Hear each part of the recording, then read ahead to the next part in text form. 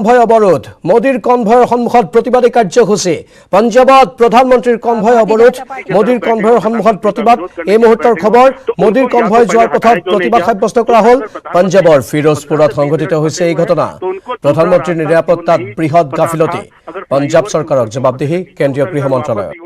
अगर आपने देखा होगा जो तस्वीरें दिख रही हो तो बसें वसें सब नजर आ रही हैं। तो मुझे लगता है कि एक बहुत बड़ा खिलवाड़ किया गया है प्रधानमंत्री की सुरक्षा के साथ और गृह मंत्रालय ने एक रिपोर्ट मांगी है। पंजाब सरकार लाख इनकार करे लेकिन मुझे लगता है कि जांच और जिम्मेदारी तय करने वाली बात यहाँ पर है और काफी बड़ी चिंता का विषय है। आने वाले दिनों में बड़े बड़े नेता बड़ी बड़ी रैलियां करते हैं। अगर इस तरह से अगर हर जगह पे ऐसा होने लगे तो फिर तो मुश्किल बढ़ जाएगी। तो इस राजनीति से दूर रहना चाहिए और मुझे लगता है कि सुरक्षा और राजनीति को दो हिस्सों में बांटकर देखना चाहिए तमाम सरकारों को। बिल्कुल। और पीएम मोदी की सुरक्षा में इतनी बड़ी चूक आखिर कैसे हो गई, क्योंकि देश के प्रधानमंत्री जिनकी सुरक्षा सर्वोपरि होनी चाहिए और हमने देखा भी था कि सिक्योरिटी लैप्स की वजह से ही हमने देश के प्रधानमंत्री को भी खोया पहले, और उसके बावजूद इतनी बड़ी ये चूक। लेकिन अमिताभ आपका रुख करेंगे और तस्वीर भी लगातार हम आपको दिखा रहे हैं, लेकिन इसके साथ ही आपको बता दें कि बीजेपी के राष्ट्रीय अध्यक्ष जेपी नड्डा ने एक ट्वीट किया है। उन्होंने लिखा है कि यह दुखद है कि पंजाब के लिए हजारों करोड़ की विकास परियोजनाओं को शुरू करने वाले पीएम मोदी के दौरे में बाधा डाली गई, लेकिन हम ऐसी घटिया मानसिकता को पंजाब के विकास में बाधक नहीं बनने देंगे और पंजाब के विकास के लिए प्रयास जारी रखेंगे। ये ट्वीट जेपी नड्डा की तरफ से उन्होंने आगे लिखा है कि लोगों को रैली में शामिल होने से रोकने के लिए राज्य पुलिस को निर्देश दिया गया कि पुलिस की सख्ती और प्रदर्शनकारियों की मिलीभगत के कारण बड़ी संख्या में बसें फंसी हुई थी। बीजेपी अध्यक्ष जेपी नड्डा ने एक और ट्वीट किया जिसमें उन्होंने ये लिखा कि इससे भी बुरा ये है कि सीएम चन्नी ने फोन पर बात करने या इसे हल करने से इनकार कर दिया है। पंजाब में कांग्रेस सरकार ने जो रणनीति अपनाई वो लोकतांत्रिक सिद्धांतों में विश्वास रखने वाले किसी भी व्यक्ति को पीड़ा देगी। ये ट्वीट की तरफ से जो कि सीधे तौर पर पंजाब सरकार और এই মুহূৰ্তৰ সবাতোকৈ ডাঙৰ খবৰটো ইতিমধ্যে আমাৰ ৰাষ্ট্ৰীয় সংবাদ প্ৰতিষ্ঠান নিউজ 18 ইণ্ডিয়াৰ জৰিয়তে এই বাতৰি আপোনালোকে শুনিবলৈ পালে।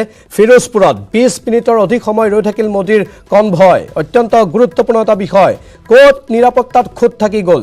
প্ৰধানমন্ত্ৰীৰ কনভয়ক বাধা দিয়া হ'ল, প্ৰধানমন্ত্ৰীৰ কনভয় ৰৈ থাকিবলগীয়া হ'ল। অত্যন্ত এক আচৰিত ধৰণৰ খবৰ বুলি সকলোৱে ইতিমধ্যে উল্লেখ কৰিছে, কিন্তু গুৰুত্বপূৰ্ণ হয় কাৰণ আমি জানো যে দেশৰ প্ৰধানমন্ত্ৰীগৰাকীৰ নিৰাপত্তা সৰ্বোপৰি হয়। তেওঁৰ নিৰাপত্তাৰ ওপৰতে সকলোৰে দৃষ্টি নিবদ্ধ থাকে।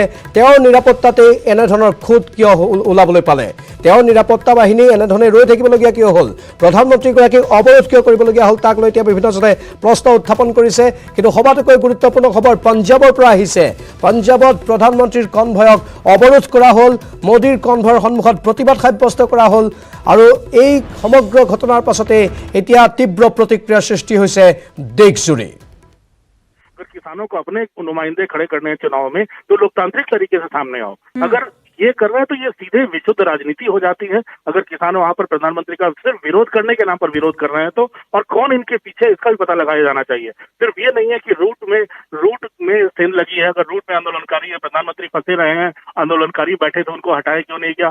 सिर्फ ये सवाल नहीं है, इन आंदोलनकारियों को वहां बिठाने के पीछे किसका हाथ है, इसके पीछे भी जानकारी होनी चाहिए लोगों को। क्योंकि सिर्फ विरोध के नाम पर विरोध करने की राजनीति, ये तो आंदोलनकारी वहां बैठकर कहीं भी आप प्रधानमंत्री का रास्ता रोक सकते हो और किसी भी मंत्री का रास्ता रोक सकते हो। तो ये एक बड़ा चिंता का विषय है। सुरक्षा घेरे में सेंध है और इन तस्वीरों से साफ हो रहा है कि किस तरह से प्रधानमंत्री फंसे रहे, किस तरह से सुरक्षा बल, अगर आपने इन तमाम पुलिस वालों को देख रहे हो कि कैसे उनके माथे पे शिकन नजर आ रही है, तमाम चाहे एसपीजी के सुरक्षा बल हो, चाहे पंजाब पुलिस के हो, जो भी थोड़ा काफिला था, लेकिन ऑल्टरनेट रूट तैयार करना चाहिए था।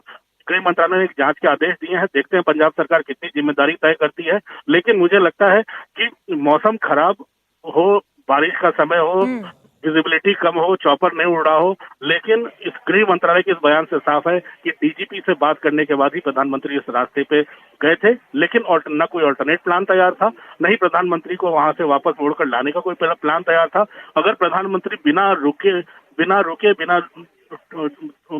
किसी के टोक टाके अगर वापस भी चले आए होते, इतने रुकना नहीं पड़ता तो बात कुछ और होती। लेकिन अगर प्रधानमंत्री फंसे रहे तो ये बहुत बड़ी चूक है और मुझे लगता है देश के सर्वोच्च नेता के साथ एक खिलवाड़ किया गया उनकी सुरक्षा के साथ, और पंजाब सरकार को इसकी जिम्मेवारी तय करनी चाहिए। यही गृह मंत्रालय की बिल्कुल, और जिम्मेदारी तय भी होनी चाहिए, क्योंकि जिस तरीके की जानकारी गृह मंत्रालय की तरफ से दी गई है कि पहले हेलीकॉप्टर के जरिए उन्हें जाना था, लेकिन खराब मौसम की वजह से फिर बाय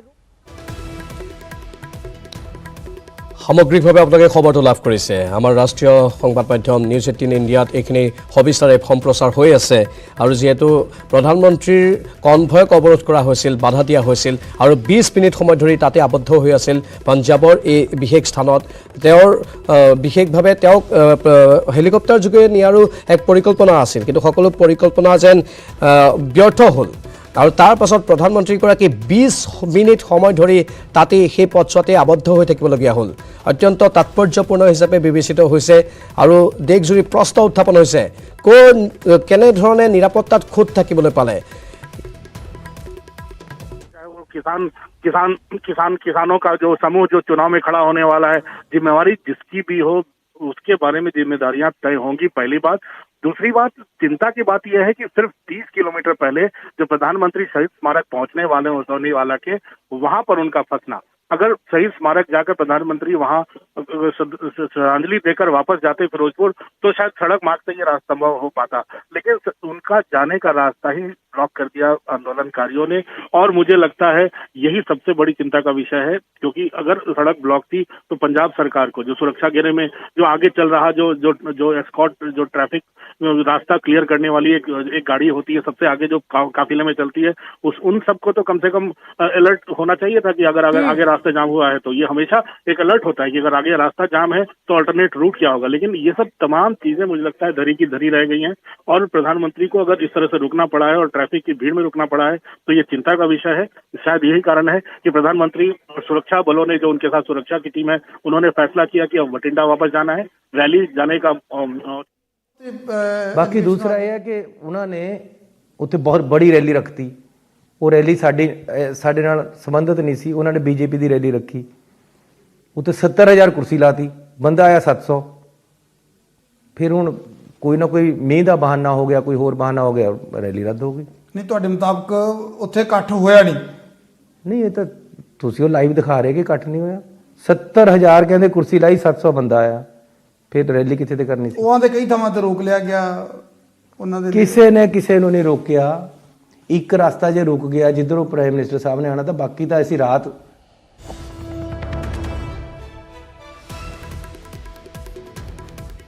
ইতিমধ্যে আমি শুনালোঁ আপোনালোকক আমাৰ নিউজ 18 পঞ্জাৱৰ পৰাও এয়া বিশেষ সম্প্ৰচাৰ আপোনালোকে দেখিলে, লগতে নিউজ 18 ইণ্ডিয়াৰ সম্প্ৰচাৰ আপোনালোকে দেখিছে।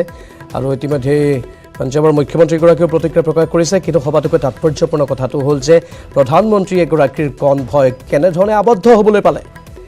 বিভিন্ন দিশ হয়তো থাকিব পাৰে, কিন্তু সেইখিনি দিশ আগতে কিয় চোৱা হোৱা নাছিল, এই প্ৰশ্নসমূহ এতিয়া ৰাষ্ট্ৰজুৰি শুনিবলৈ পোৱা গৈছে।